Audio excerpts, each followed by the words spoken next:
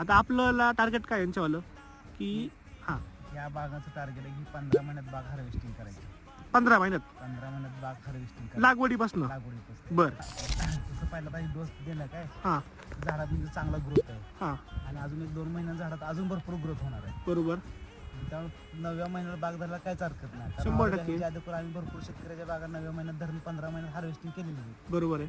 आणि भरपूर शेतकऱ्यांना रिझल्ट आलेला आहे हां तसा. मी आता पूर्ण 1000 झाडाला घेतलाय अनुभव. हां पण मला एक चांगलं वाटतं त्याचा, हां कारण आपल्याला एक महिन्याभरातच 50% फरक जाणवला आहे. बरोबर.